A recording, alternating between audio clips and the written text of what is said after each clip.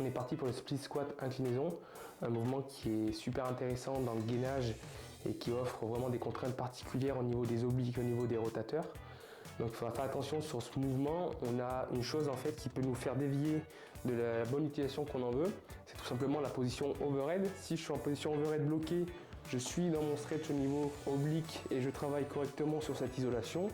Dès que je viens retirer en fait cette position de blocage au niveau overhead, je suis plus du tout sur le même travail et c'est toutes mes épaules qui ramassent. Donc le but c'est vraiment de se concentrer au niveau de cette position overhead, parce que de toute façon on va le sentir directement la différence, et d'avoir ce travail au niveau de l'inclinaison.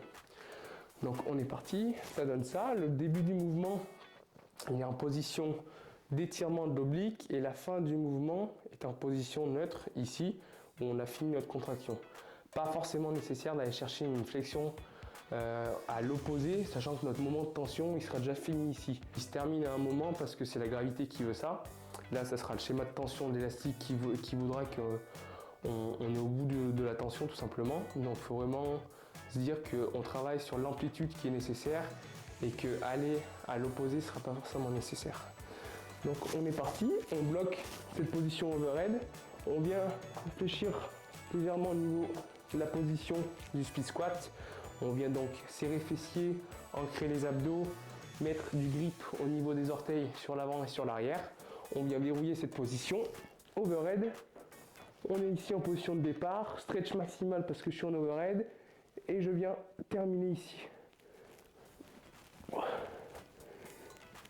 Voilà, tout simplement, pas besoin de faire plus. Ok.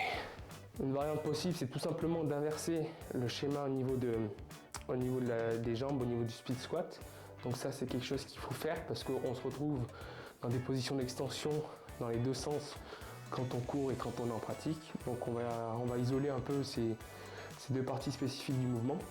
Donc on est parti, c'est le même principe. Ici, on vient créer de l'ancrage, position de départ et on vient chercher.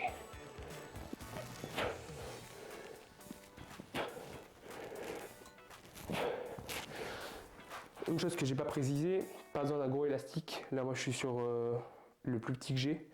Un élastique plus gros déjà ça serait beaucoup trop. C'est différent que ce qu'on peut retrouver sur les mouvements de rotation. Ici on peut chercher un peu plus de tension.